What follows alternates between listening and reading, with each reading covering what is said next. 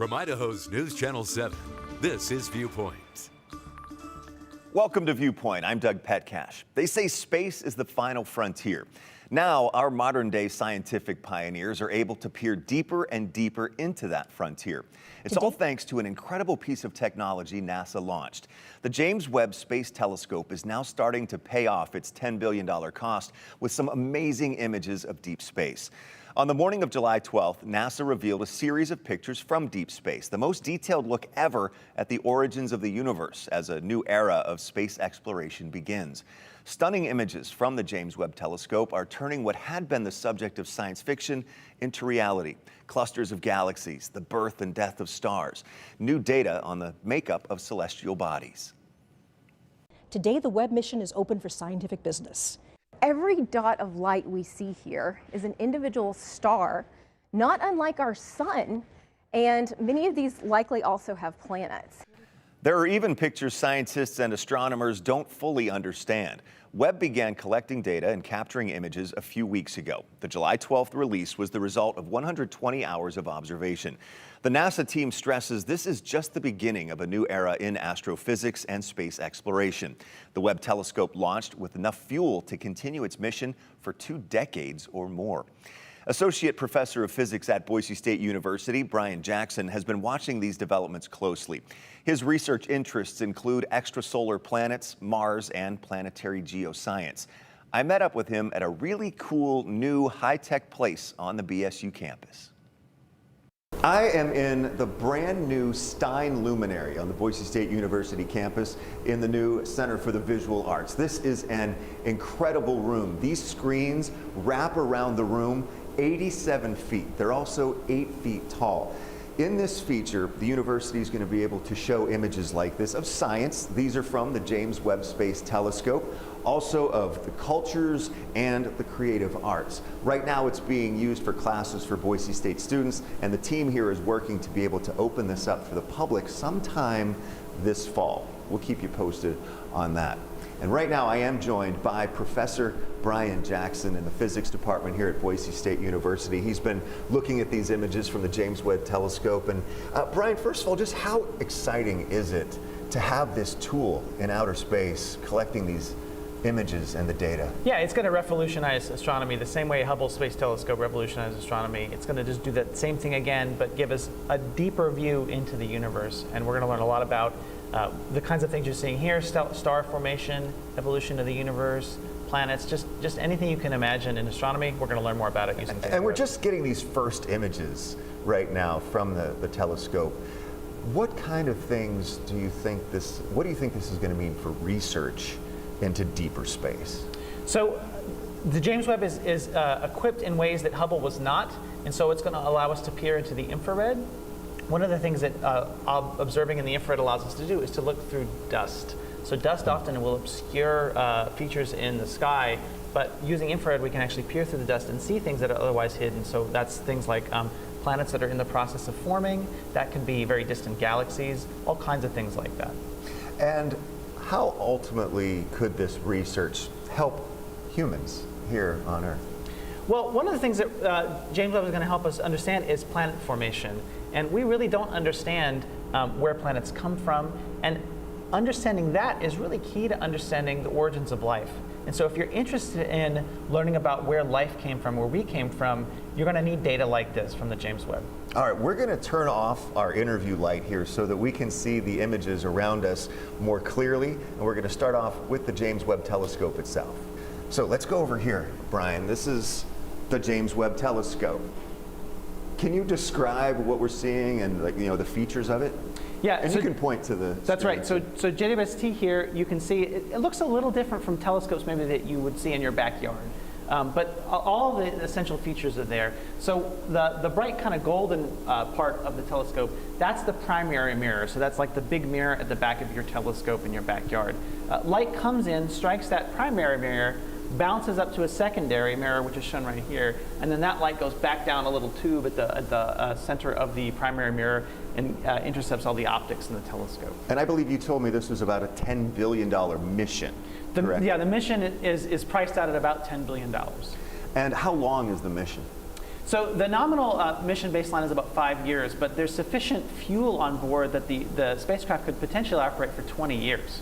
So, you know, when you stretch out those dollars over 20 years, it's going to be 20 years of gathering just incredible data, right? That must be really exciting. Yeah, so it works out to something like about $2 a person per year. So what do you get from Netflix for, you know, $8 a month? You're going to get that per year out of James Webb. And how far is this telescope out in space? So JWST orbits the sun about 1 million miles from the Earth. So Hubble telescope actually orbits the Earth, so it's always circling around the Earth. But because JWST is an infrared telescope, it needs to be far away from sources of heat, like the Earth. And so it's out on its own orbit in space around the sun, about 1 million miles from Earth. Okay, now let's take a look at a couple of these other images. Brian, this is one of the most spectacular ones that we've seen so far from the James Webb Space Telescope. What is this that we're looking at here? Yeah, this, I think, image really exemplifies the capabilities of JWST in a way that just really makes the colors pop. So what we're looking at is what's called the Carina Nebula. So this is a stellar nursery. This is where stars are being born. Okay. And what is all of this and the pattern that so what we're seeing here is a lot of dust, that dust that I was talking about earlier. Okay. Exactly. And so JWST allows us to peer through that dust. And so you can see each of these little features that has these big crosshairs on it, that's a star that's very bright. These are called diffraction spikes, and they're caused by the struts that we saw on the telescope earlier. Light diffracts around those struts and makes these crosshairs. And so what you're seeing are many baby stars embedded in a big cloud of gas and dust in the process of forming. It just blows your mind to think about how big this actually is. How far away from Earth would this be? Has that been calculated? Yeah, so the nebula is only a few thousand light years from the Earth. And so this only is actually a few thousand light years. So this is actually in our galaxy. So we can resolve all of these features in a way that we wouldn't be able to do in other galaxies. And how about these smaller dots? Are they also stars, but they're just too far away to do the refraction, or are those something That's different? right. So many of these very tiny dots are actually just very distant stars that aren't bright enough to create the diffraction points. But in fact, many of the dots were little smudges. Those are galaxies. So you can actually see a little galaxy right there, very distant from the Earth, outside of the Milky Way. A separate galaxy That's itself. right. Okay, let's go take a look at another image. Okay, Brian, what are we looking at here? So this is a nice contrast with the image we were just looking at. This is what's called a planetary nebula. It's a complete misnomer. This is actually the remnants of a star that has exploded at the end of its lifetime.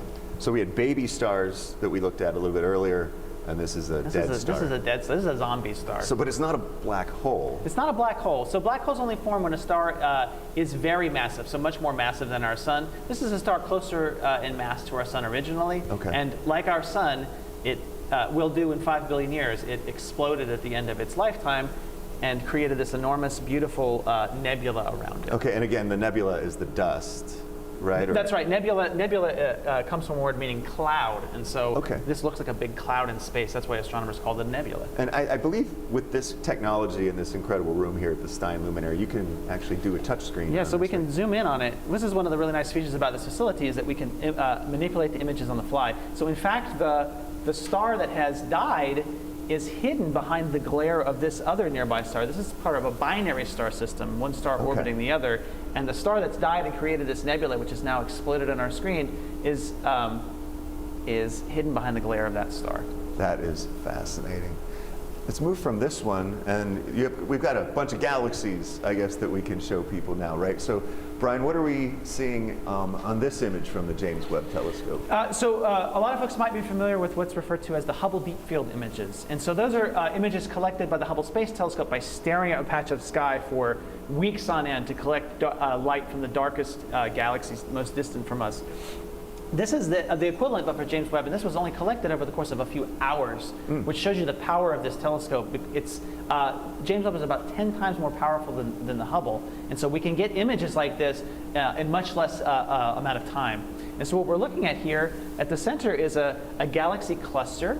These kind of milky, creamy features are galaxies near to us, relatively near.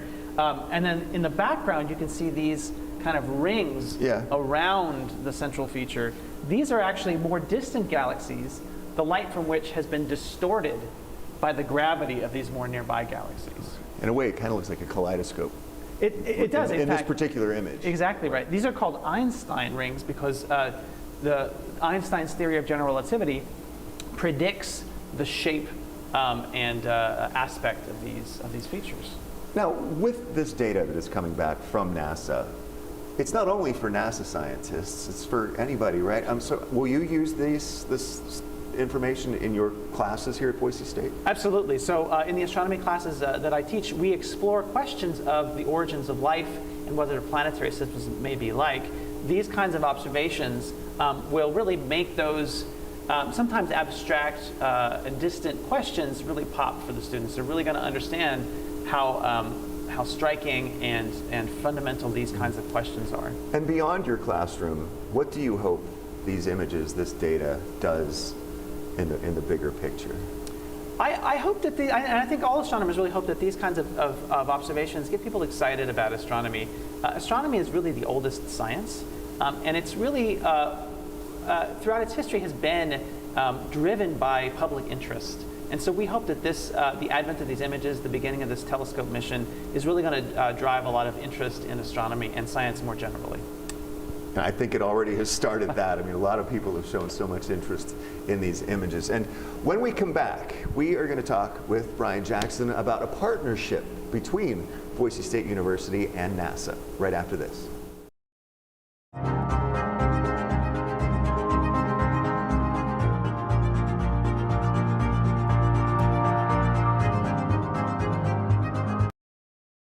Welcome back to Viewpoint here at the Stein Luminary on the Boise State University campus in the brand new Center for Visual Arts. Today we've been focusing on the importance of the James Webb Space Telescope, and now we're going to talk about a unique partnership between Boise State University and NASA with Professor Brian Jackson. And Brian, this is a $1 million partnership. What is the partnership? So we are partners with NASA's Science Activation Program. That's a program at NASA that brings public educational materials out to the classrooms. And so we're going to work with K-12 classrooms all over the state to talk about NASA science and how that connects up with people's lives. And is this a multi-year thing?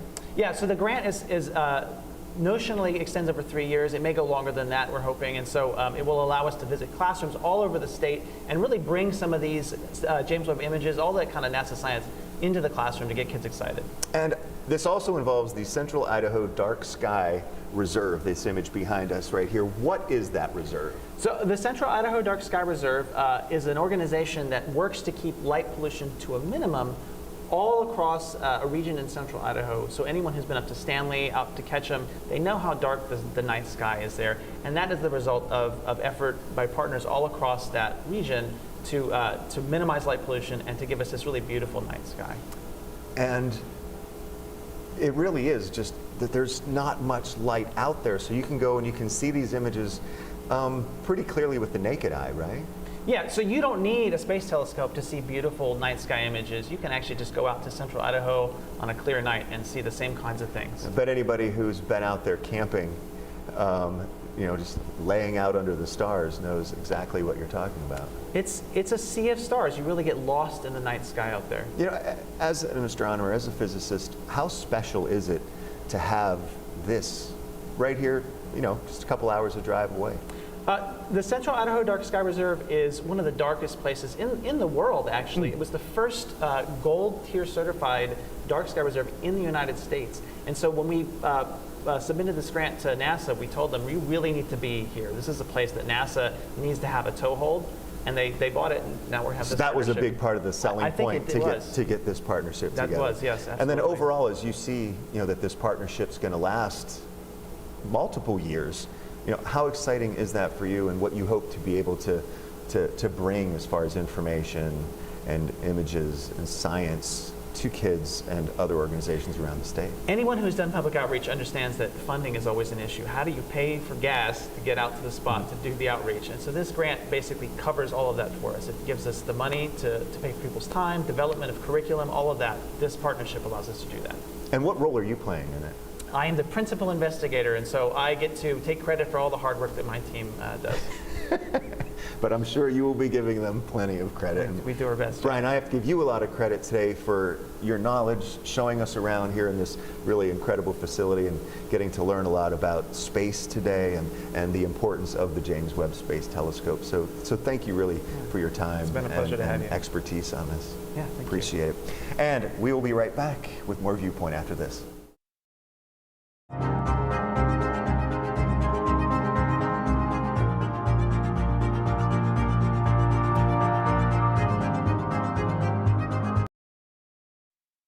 I hope you enjoyed our visit to the Boise State University Stein Luminary to talk about the importance of the James Webb Space Telescope. There's another very important topic I want to focus on now: mental health. The National Mental Health Crisis and Suicide Prevention Lifeline has a new number that's much easier to remember than what was available before. 988 went live on Saturday, July 16th. Mental health advocates and many elected officials have worked for a long time to make that happen. Those here in Idaho celebrated at an event in Twin Falls. News Channel 7's Abby Davis brings us that story. Mental health help is now only 3 digits away. If you're listening here today, your illness doesn't define you, but your strength and your courage do. Idaho lawmakers and mental health advocates celebrated the launch of the National Mental Health Crisis and Suicide Hotline 988 on Saturday. This is a lifelong path, and we are with you. Our goal is and will always be zero suicides in Idaho. Senator Mike Crapo co-sponsored legislation in 2020 that helped create 988. The old National Crisis Hotline was 10 digits long and hard to remember. Crapo says 988 is the solution. We have emergencies across this country with regard to mental health. And this is a way to put together a system for people to get help fast when they need it. Idahoans who call 988 are connected with the Idaho Crisis and Prevention Hotline. From there, crisis responders make sure people receive the help they need. A person can call if they feel suicidal. A person could call if they feel like they're struggling with depression or anxiety, or maybe they're going through a really difficult divorce. The message needs to be first and foremost, there is help available. Idaho Representative Lori Lickley says the Idaho legislature put $4.4 million into the rollout of 988. For many, it's a long time coming. It's a transformation that will make behavioral health care more accessible to Idahoans, to individuals and families across the country. And hopefully, it's also a resource that becomes just as well known as 911. Over time, in the future, everyone in this country, all across Idaho, will know that if you are struggling with emotional distress of any kind, or you have a friend or a family member, everyone will know that they can call 988. That was Abby Davis reporting. People with the Idaho Crisis and Suicide Hotline say they are expecting calls to increase in the coming weeks, and they're looking for additional staff and volunteers. And again, if you or someone you know needs help in a crisis, just dial 988. Now for a little local history. Have you ever heard of Spanish Village in Boise? We learned a lot about it from a Centennial High School history teacher who, as he put it, followed the breadcrumbs while he was a student at Boise State University. This report by Brian Holmes starts with a memorial marker, one that's kind of hidden, a little like the story it tells.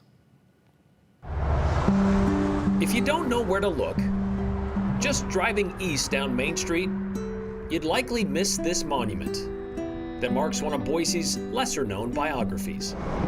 115 Main Street was once the center of an entire community, Boise's Spanish Village. Well, it doesn't exist anymore, and it hasn't existed since 1971. And its beginnings go back a century earlier, when a man named Antonio de Ocampo bought part of Boise's Block 29 in 1873. And from 73 on, it was kind of the center of the Spanish-speaking population there. Historian Max Delgado says Ocampo was the local herder, tending to the townsfolk's livestock. When he died in 1878, he left his land and 3 horses to his friend, Jesus Urquedes. And it became the site. It was mostly a beginning of a logistical base for a meal packing business that he had started. Max says Urquedes came to Boise by way of Sonora, Mexico, through California during the gold rush, then over the Sierra Nevada mountains when that same metal was found in Idaho territory in the 1860s. guiding his pack mules the entire time. There wasn't a mining camp of any size throughout Idaho or even in the interior West that he hadn't been to or known about. And there weren't exactly roads to get to them. The most reliable way of getting anything into these camps was with the mules. Supplying Boise Basin businesses, Urquedes built himself quite a business and then turned to building a home base for packers. He started with a one-room cabin for his wife, then bought the back lot that abutted the Boise Canal. He added a couple of cabins that became a few more, and a few more in 1912, so that by 1956, there were more than 20 tenement buildings on Urquedes' homestead. He called it his little world. Everyone else called it Spanish Village. That was the core, that was the nucleus of the Spanish-speaking people there. Only men were allowed to live there, and they weren't allowed to drink or gamble. Urquedes passed away in 1928 at the age of 95, and at that time was charging $3 a month for a cabin, a price that stayed that way until 1965, when it was raised to $10 by Urquedes' daughter Lola, who died a month later. The village hung on a few more years until a fire in 1971 took it out. Max says Urquedes' story made him want to memorialize the man with this Main Street monument in 2013. What do you want people to know who stop by and see that? Idaho, early Idaho attracted a lot of people from all over. This was, I guess one way to put it is an ethnic neighborhood. This is where the Spanish-speaking, people, lived. He was the link. He was that link, that pioneer link. And he was there every step of the way. Max, who is a second-generation American but a seventh-generation Westerner, says his interest in Urquedes started with a paper he was supposed to write while at Boise State on Hispanics in Idaho back in 2001. His research ended up becoming a book in 2006 and a thesis in 2010. And of course, that almost hidden monument in 2013. And finally today, Idaho public schools and buildings hit the lottery jackpot. The Idaho Lottery celebrated 33 years by returning a record-setting annual dividend to the people of Idaho of $73 million. The Idaho Lottery presented a dividend check for more than $45 million to State Superintendent of Public Instruction Sherry Ibarra for public schools. That's the largest single amount ever from the Idaho Lottery to support public education in the Gem State. Another $27 million goes to the Permanent Building Fund for a total of $73 million in dividends returned to the state. School districts use the lottery dividends for building maintenance, repairs, and operational projects. The event took place at White Pine Elementary School, which used the money it got from the lottery to replace the carpet and freshen up the paint in the school. The funds that we provide are split between the maintenance and operations budget for the public schools, the bond levy equalization fund, which helps schools with their bonds for building new schools, and the permanent building fund. Now, Permanent Building Fund dollars support maintenance and capital projects for state-owned facilities and Idaho's public college and university buildings. In its 33 years, the Idaho Lottery has given $1.1 billion back to the people of Idaho. And that's all of our time for this week's Viewpoint. Thank you so much for watching. I'm Doug Petcash. I'll see you later today on the Sunday News at 5 and 10, and then right back here next Sunday morning for another Viewpoint.